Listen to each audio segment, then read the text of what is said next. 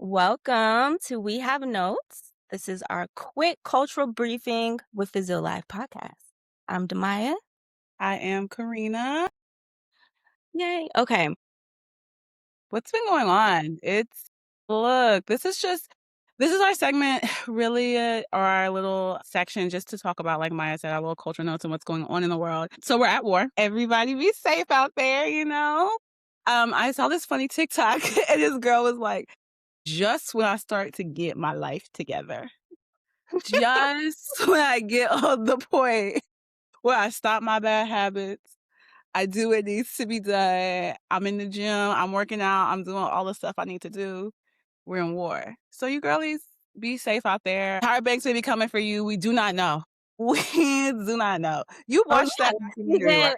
25, cycle 25 is on the horizon.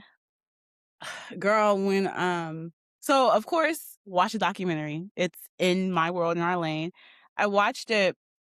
And then towards the end, when they said it was going to be another cycle, I rolled my eyes so hard. I said, okay. So that was the point of this. Let's move on then. Like, let's. Promo. So that just lets me know, did we really care about the stories of the talent on the show, or was it just promo? It Were we was, just warming up for cycle 25? That's what yeah, it was giving. I mean, that's kind of what it was giving. yes, that's definitely what it gave. To me, there was a part where after they said everything, they asked the girls, would they do it again? And when they said yes, I was like, okay, hold on. What's the point of this really quickly? Yeah. And then they announced cycle 25, and I was like, okay. And, are we on Tyra's side or are we not? I think so. One, one, one. First stop is because did you hear Eva talk about it? Yeah, I did. I watched the interview she did with the Breakfast Club. Yes, I saw that too. And I'm like, okay, fair points. Yeah. Fair points, fair points, fair points. But the one thing I hate when people do when they've done wrong is they put on this really soft, you guys, Mhm. yes, but yeah, I hate a soft therapy voice. Yeah, I hate like, please. The voice made me feel gaslit altogether. I feel that. Is there a world where Tyra is not the scapegoat here and that there is more to the story that's being revealed with we have Yes. Mock as executive producer here. We have other sort of powers at be. I mean, Tyra even said at the end, what was the saying? There's no something about no lost cows, no, Oh, I don't essentially know. everybody is up for grabs to be let go. And ultimately Wait, Tyra was let go too. So that to me is a signal of like, okay, so who and this is not saying that she's off the hook. I'm always looking for the nuance to things and just yeah, that's how my brain works. But is there space for that? Because she was working with, the powers that be, yeah. It there's reminds me other decision makers here. Yes, yes. It reminds me of when we were talking about Tiana Taylor and how how I was like, I "No, just you don't gotta." want black women to be to be I under hate fire, them. but I know yeah. Like, oh my gosh, because yes, there's some wrong. Like I said, I hate the toys. I hate like it, like because people do that to me in real life.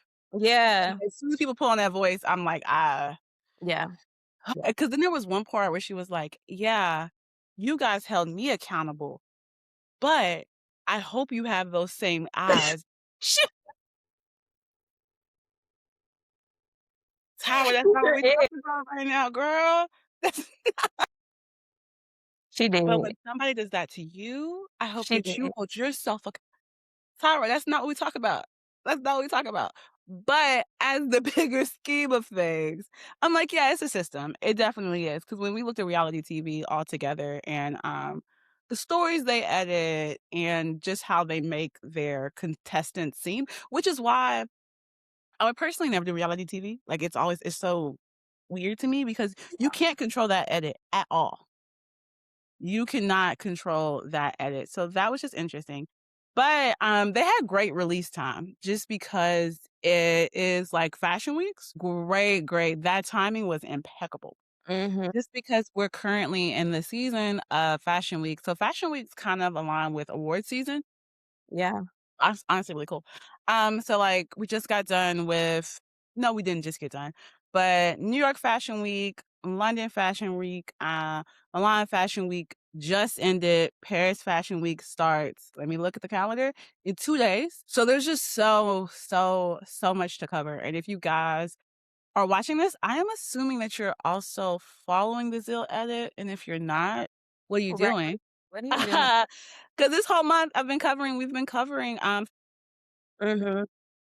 of course, this is our short little segment just to talk about some cultural moments and what we see within the creative world that's kind of happening within it's March, within like these first 2 months. But for more detailed information, make sure you go read those articles. Go tune into Please. those stories. Go Yes. Yes. look at those posts. Go over Yes. there. So I'm just because the last episode we talked about New York Fashion Week. I'm gonna give my brief little rating. We talked about is it relevant? How do you Mm. feel after going through a New York Fashion Week? Do you think Ooh, it's still relevant? I think it can be. I think Yes. it's how relevant we make it, and I think that it's a marriage between the designers and what they're putting out and how far they wanna push it, and then the audience and how we want to engage with it. I think it has to be on both ends because, like we talked about in our last episode, for me, it's more so I'm locking into the designers who are gonna be making statements and who are going to be Mhm. pushing the envelope, who aren't staying too safe, because that's what's gonna pull me in as a viewer, as a consumer. Um, Yes. and so do I think the everyday person is tapped in and watching the runway shows? I do not believe that. I don't Yeah. think they are, but I do think it's to some degree up to designers, to these brands to meet the audience where they are and how Exactly. they're doing that. Exactly. I completely agree. I so some of just the interesting moments that happened that I think did well, hold on. Okay, as a fashion insider, you were probably like, girl, I didn't know about that. But some moments that I think really did hit audiences where they were.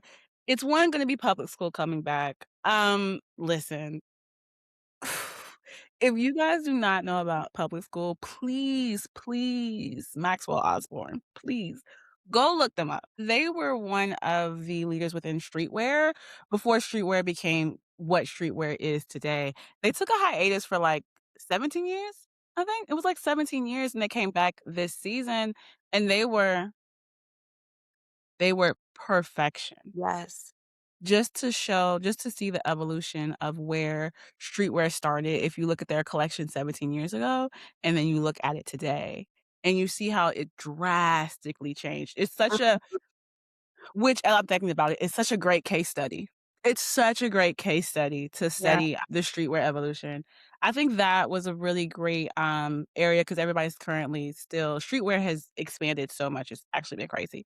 yeah. 2, do you remember 7 Man of All Kind? Do you remember those jeans at all? Yes, yes, of course. So, Yes. they had their first runway show, Mhm. take it aback. Yes. Blown blown away. It was we're getting to this era of the '90s, 2000s era, and it's starting Mhm. to get to that darker side of it. Like, we could even think about next America's Next Top Model and them talking about the trigger warning eating, the Yeah, eating disorders and things of that nature and how the industry was back then. So you're starting to see a reflection of that on the runway now. yeah. And that's what were you gonna say? My bad. N no, no, I think that's a really good observation in drawing those 2 together because my thoughts too were like, how long are we gonna be here? How long are we gonna be in this, like, Y2K era? And it's having its run. It's It is. having It is. It is. But I do like the thought around having new conversations around this era and how we expand that story, and I think they did great with that, for sure. Yeah. So like, they're showing the dark side now, Yeah. which is the part that I think is so interesting, like, they're Mhm. showing because for those that don't know, like, there used to be this phrase called, like, Karen chic, and it was, like, skinny, jaws, like, caved in, she's a drug addict, and she's not eating so but that was what they were showing on the runway, dark eyes, and it was so like, this girl just got done partying and sniffing Yes. everything in That sight. was like the Lindsay Lohan, Paris That Hilton, Kate Moss era. That was that's like very exactly where I'm going skinny back chic, to. cocaine chic is what they used Yes. to. Yes. Yes. Yes, that's what we're getting back to. That's so we're now on the Yeah, darker side of everything, which yeah. I think is so interesting. And you can also see this because when we look at New York Fashion Week as a whole, black was the color. Mhm. Black was everywhere. Yeah. Black was everywhere, everywhere, everywhere. So, we're actually gonna play a game. We're gonna play a little game. Okay, so for the viewer, I pitched this to Maya, and she was like, "Girl." So for the viewers, okay, let's think about the song "Okay" by JT, because that's what inspired us, our head Rick Owens girl. So we are going to rapid fire go down the list of some of the most currently talked about fashion shows from Milan Week. We're gonna go down the list and we are going to give our review of them using one word, which is okay. So that's what we're gonna do. It's going to be rapid fire. I'm gonna name the brand Maya, and then I'm gonna go, and we're just gonna go down the list. And like I said, Yeah. if you get a more detailed review besides this game, go to Zeal Edit. Head over there. Okay, so the first one, Diesel. Okay. That's what you thought of Diesel? Okay, I'm sorry, okay. Okay, okay. Next one. We gotta get serious. Next one, Ferragamo. Okay, okay, yeah, okay. Um, Next one, Bottega Veneta. Okay, okay. Let me get my okay, okay, okay, okay. Alright, okay. Next one, Gucci.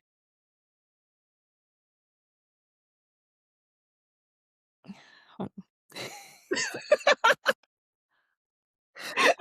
Really thinking about the okays. Yeah. I don't wanna do okay, sorry. I'm trying to not do what I just did. Um, It's but the way okay could go so many different ways. So, Gucci. okay.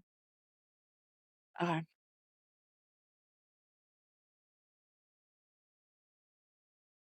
Okay, okay! That's what okay, okay. Yes. Prada.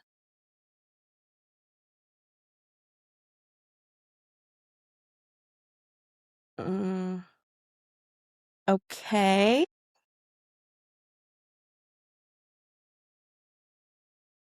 Okay, okay, okay. Next, Fendi.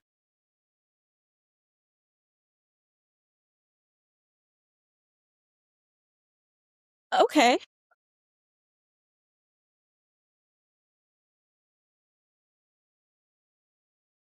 Oh, okay, okay. Last one. No, that's last. Okay.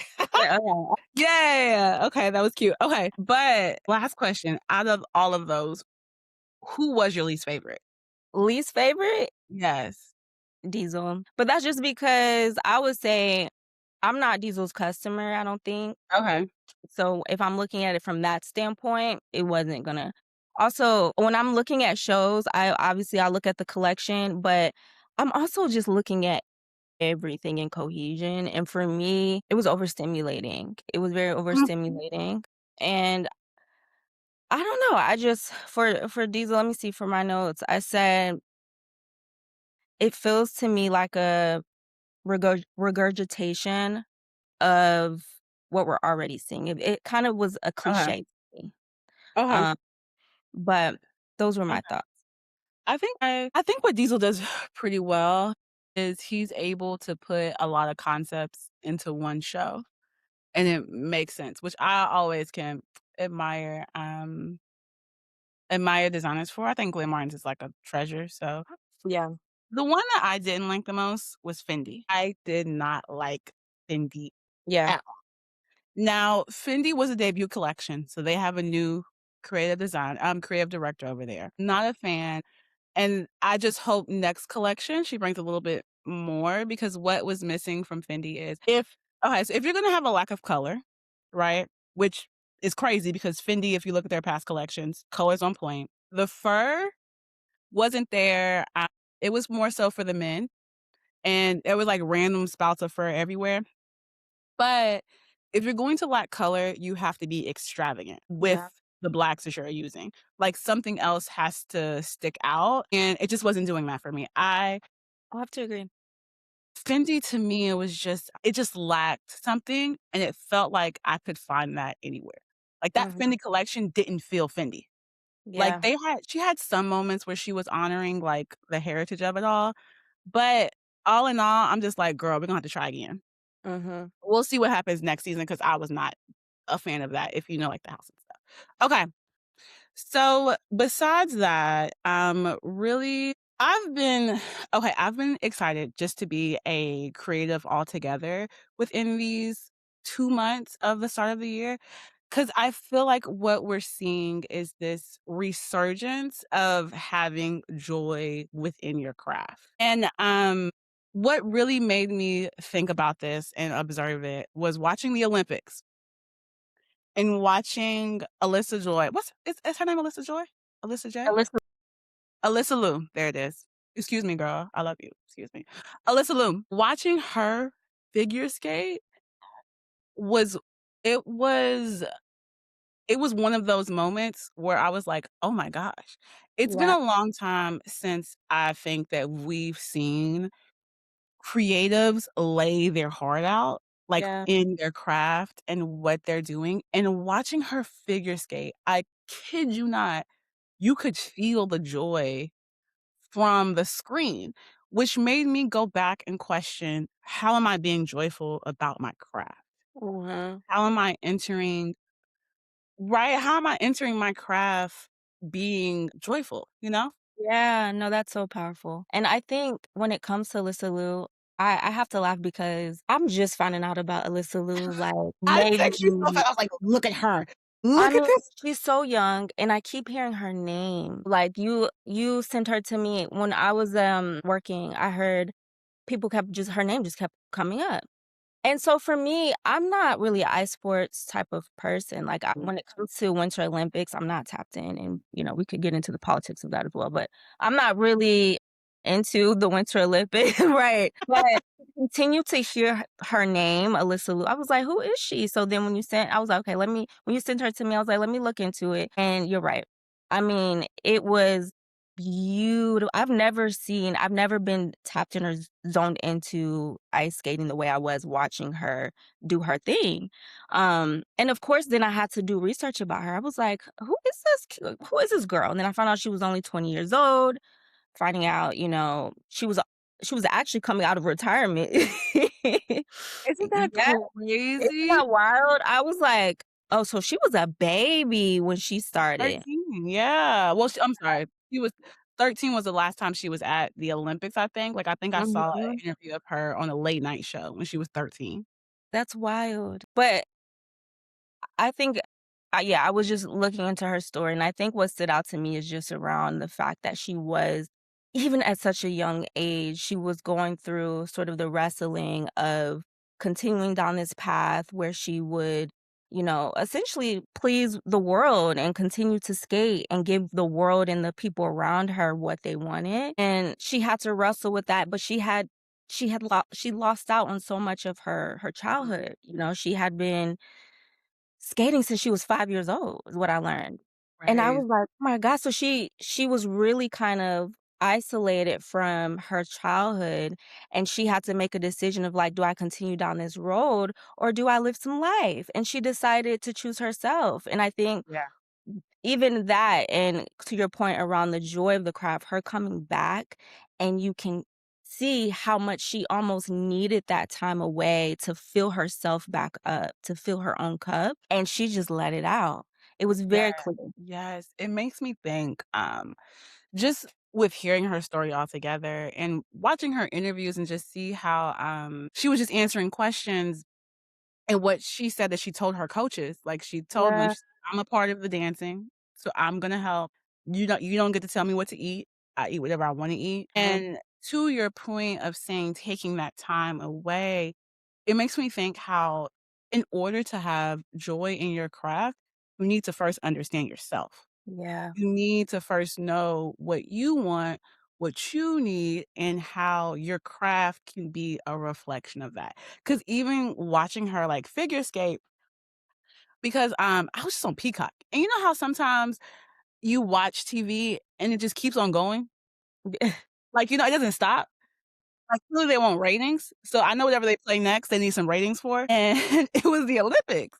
So, I was just watching her from that, and then also on my feed, and there were just moves that she would like, when she was on her knees going like this, I didn't know the body could do that. I how did body do that too? Wow. I've never seen not only have I never seen that in figure skating before, that is a move that felt so personal to Mhm. her.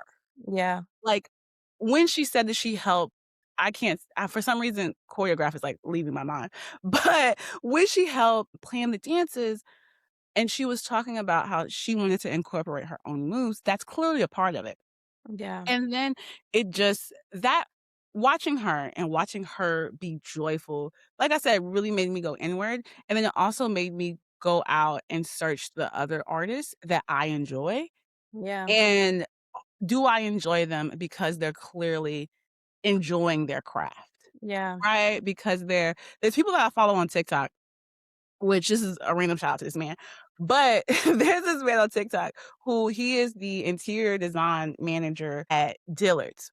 Mhm. Country, like heavy accent, and he just talks about Dillard's all day, or even the Staples baddie. Like, it's such random content, but because you can Mhm. feel it through the screen, you wanna partake in that. So it Yeah. really, as an artist, like I said, makes me take a step back and say, "How can I bring more joy to my craft?" Yeah, no, I think yeah, no, this was a really good story to talk about because all you're saying is true. And I think to me was a testament to that sometimes choosing your joy is going to be interpreted to others as defiance or being selfish, whatever, especially when it comes to being a woman. But ultimately though, choosing yourself is choosing joy. And you gotta be unapologetic about that, and I think she was, and she did her thing for sure. I'm Yeah. excited. I feel like we're definitely just in this season. Like I said, I've seen it everywhere, creative, where people are just like enjoying their craft and you could just feel the joy. Have you ran into that with Yeah. any like artists or have you experienced that past? Yeah. Yeah, for sure. I think something that's been on my heart and on my radar lately, for one, a couple weeks ago, Jill Scott dropped, her album. I was anticipating that album for months Okay. when I first learned that she was about to drop, I'm like, "Oh my god, the queen." I love Jill Scott. Okay. So she dropped her album the 13th of February, right before Valentine's Day, which is so perfect, To Whom It May Concern, Yeah. and the thing of it too is she hadn't dropped anything for it's been over a decade since she's dropped it. Yeah. Yeah. Jill Scott has. Yeah, and so when I think about as soon as we knew this was what we were gonna talk about, she was the first person to come to mind, because when I look at Mm, her rollout and I look at and I listen to the music because when I think about the artistry and how an artist is presenting their work, I think it really does tie in and play into to the overall story, the broader messaging, and so I'm watching her interviews, I'm watching her, like, really go into the streets. I think she was in London, and she did a sort of like a performance for the Mhm. community there. She's hit all the marks, and, I mean, she's a woman really for the people, you know? Yeah. She's really for the people, but Yes. it's just her you can tell that she is in her purpose, and that in itself radiates joy. It's Mm. her seeing her journey has been so uplifting to my spirit and listening to the music. She owns her sexuality. She owns her Yeah. power. Very unapologetic about who she is, how she thinks, how she speaks, how she shows up. And I think we as Black women need to see that. Someone moving in their power. But to the point around Episode 1 plug. Don't run your away from your power. Move into your into it, and that's what she does. And, no, it's a beautiful sight, and To Whom It May Concern really is a love letter to herself, to her Mm, audiences, to me, how I interpret it too is a love letter to the music, Black music. mm. It's a mix, it's a melting pot of blues and soul, it's a Yes, melting hip yes, you yes, know, she got off some her MC Jill, she got off her rapping skills, which we love to see. So, yeah, I was just so touched by this album, this piece of work. yeah, And when we talk about the joy of the crap, I'm like, we cannot talk about that without talking about Jill Scott and yeah. It May Concern. Yeah, is she so I haven't listened to that full album.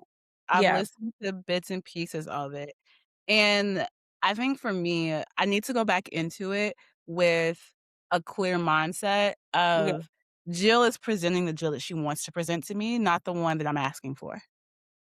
mhm. So, I'm like, I can't I was about to sing one of her songs, but I can't sing, so I'm not even going to embarrass myself like that. But I'm looking for, like, park, like, old, like, Yeah, screaming, not yeah, screaming, but, like, that loud yelling type of Jill mhm, Scott.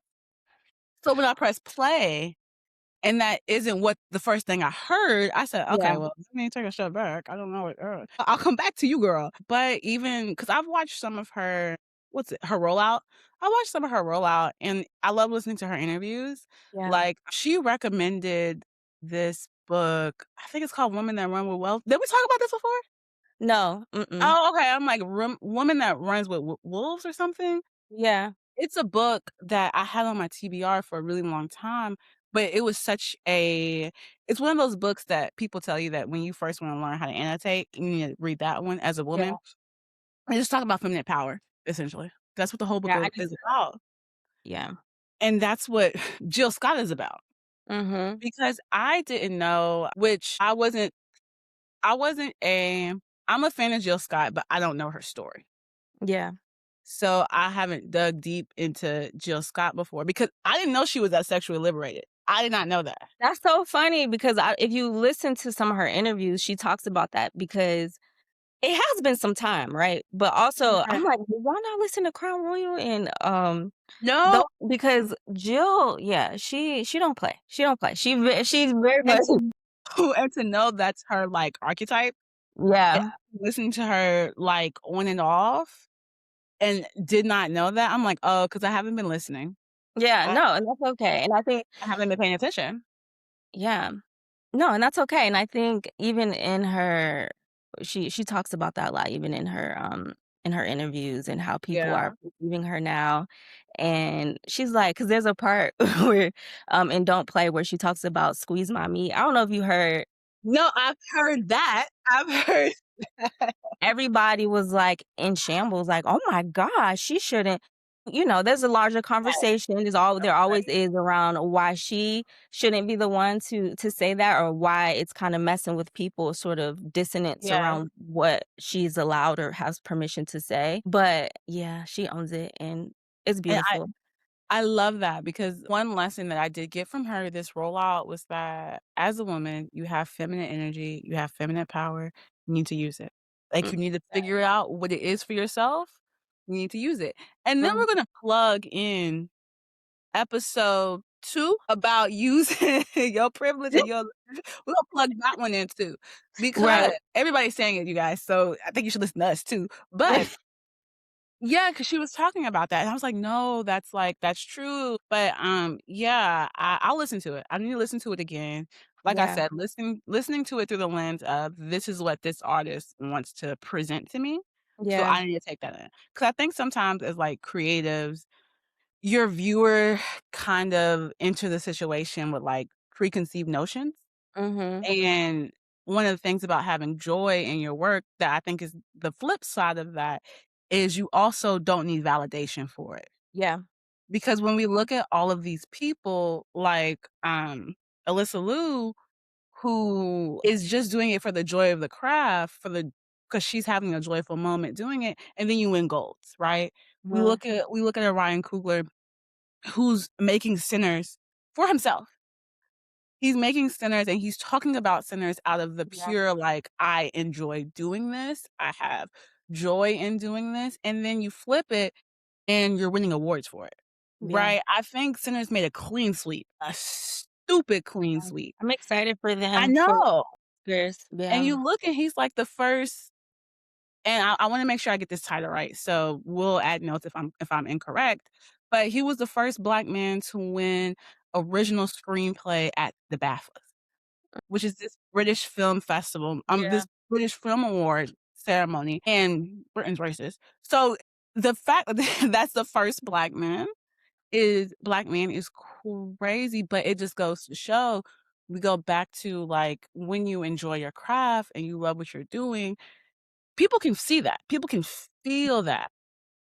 They feel it, and segueing into that's a good segue into the next person I was actually going to mention was Baby Keem's album. Yeah, because when we talk about you could feel it, You can feel it. You I can feel wanna also shout out to the fact that his rollout was around his family and his Mhm. upbringing and So his I story. didn't see his rollout. What happened? So So he I just so for me, from the outside looking in, all I saw was Baby King releasing the album February 20th. I said, and then moved on. When February the 20th came around, I tapped in, and that was it. So I didn't even know he had a rollout to go with it. he did, he had a docuseries essentially that rolled out on Mhm. you should watch it, called Boo I Man. It's will. beautiful. I mean, it really touches on his story, how he grew up, and his aunt was actually raised him. His aunt and his grandma raised him. Mhm. The beauty behind it is that she is filming during that time in 2002, 2003. She's filming herself in her life with the camera back during that time. They're living in Vegas at the time, and she's talking about Hakeem, and they call him Boo Man. They're talking about him and how they think he's going to be a star and how he's so smart, and she's just pouring life into him. And she also wants to be a filmmaker. She wants to be a filmmaker and kind of work in this space. So that's why she's filming herself. And it's just beautiful to kind of see his upbringing and this full circle moment for him because Yeah. now he has all of this content around him being a young boy and the family and love that he was surrounded with. But now he also has the opportunity to kind of pay it back in a way because now her work is being seen to the masses, to millions of people. And maybe she you know what? I'm not even gonna say that. I'm not even gonna speak for her, but she wanted to be a filmmaker and maybe her work, she didn't think her work could see the light of day. We don't know, but it did. And through generational sort of arts and his sort of commitment to doing what he loves and doing it when we talk about the joy, I mean, that comes in so many forms. And so the fact that he committed to it and he put it out, and it's a full circle moment, not just for him as an artist, but for his family. It's generational. But yeah, which honestly makes me think, when you first started talking, um, when I see documentaries and film that's made after the fact, and they didn't plan on doing this, I'm like, "Who picked up the camera and just said, 'Let's start recording things?'" Which makes me think, as a creative, I need to document everything. I need to Mhm. have an archive of everything I do, but knowing that she wanted to be a filmmaker, I'm like, "Okay, that's where that came from." But even within that album, he talks a lot about his family. Yeah. 'Cause even, within that album, didn't he use his real voice for one of those songs? When you say Like, real he voice. didn't, like typically, Baby Keem, like, uses, like, not auto-tune, but, like, he like, I Yeah, yeah, yeah. right? There was one song that was on there, and I was like, "Is this Andre 3000? Who is this? Who is this rapping?" And it was just him, but he Yeah. was, like, clearly He not is that right? I was like, "Who is this?" He did sound like Andre 3000. I was like, "This must be his real voice. This must be his actual voice and not, Yeah. but hold on, side note, Momo, Momo on Good Flirts. I Uh, love her. Love oh, her. wait, you said Momo. Yeah. Momo Boy, isn't that her name? Am I wrong? No, I'm Yeah, I'm like, "Is that Momo?" no, no, no, I just don't know who. She is hold on, we got phones. Yeah. She comes from a band and I think they're based in New York, and it's just her and her family. Oh, oh, yes, Momo. Yes. I know Momo. She was actually gonna be signed to Beyonce at one point. Her and her, Really? I didn't know that. I yes. didn't know that. I didn't Yep, know that. Momo Boyd. Yeah. Okay, Yeah, yeah, I'm with you. and I was just happy for her as well to, like, Mhm. get her feature. But yeah, I agree. You can always tell when somebody is being joyful about what they're doing and they're putting their heart and their soul into it because we just love it just a little bit more. But yeah, I think within the first 2 months of the year, that's what I have observed and Yeah. really try to take hold of. But yeah, I'm like, "Are this is where we have notes, so I don't know, are we gonna do our footnotes?" Well, I was gonna leave with well, not leave with this, but I did have one other point that is kind of like something that just been Okay. sitting when it comes to what we just talked about with Baby Keem, with Jill Scott. Especially with Jill Scott, I really want us as young people, semi-young people, to really just continue to honor and listen to those sort of artists who are pouring back into us in our communities. Um, because when I think about a Jill Scott, not to just bring it right back to her, Yeah. it's just something on my heart. She reminds me of, like, during the times when we're thinking about, like, Big Mama Thornton, Sister Mhm. Rosetta, Tharpe, Billie Holiday, like, those sort of artists that really cemented in history when we think about, like, Black women who were defying the odds during that time. Jill Scott is that for us in this period, in this time, and Mm. I just really want us to even if it's just seeing her story and just listening to her, you may not vibe with the music or not, but really just honoring those artists who are pouring back into our community, our artistry as creatives, is really important. And then to me, I know they're almost in two different roles, but not really because it's all hip hop. It's all within Yeah. that. Baby Keem is what to me he is someone who's doing that in his own way. It's good to see that the younger generation in some ways is still kind of continuing Very to honor hip hop and soul and R&B and blues and all of those different sounds and rock and roll even is ours. All of those sounds that are true to us because it's a part of our story and it's a part of our history and this is the present, but it will one day be history. And so I think we have to keep that one. Exactly. So yeah, I that like was on my heart. But yes, you said, do we want to do footnotes? yes. We'll figure it out live, you guys. Do we wanna do footnotes, or is that something that we should just reserve for our episodes? We have notes is our cultural talk of what is currently going on, while filming. So, the we Yeah. have notes, let's just end it off by saying, "Find the joy in your craft." And when, like Maya said, when, what's it called? When consuming media, just make sure it pours back into you, Mhm. essentially. Don't I do love anything that that. takes. I love that. That's a beautiful way to end this, and Y'all don't forget to engage, like, subscribe. Make sure you watch the first, second episode that's already dropped. We have another episode dropping soon as well, so stay tuned. And I mean, if you subscribe, you wouldn't have to, you You already won't have know. to know any of that information. Right. Listen, because if you engage, you could tell us what you want us to talk about during this We Have Notes. Mhm. If you subscribe, you already know what we're talking about. Yeah. So, yeah, just do all the things, and don't forget to tell a friend to tell a friend to tell a friend. Tell a friend. All right. Well, we love y'all, and we will see you at the next one. All right. Bye.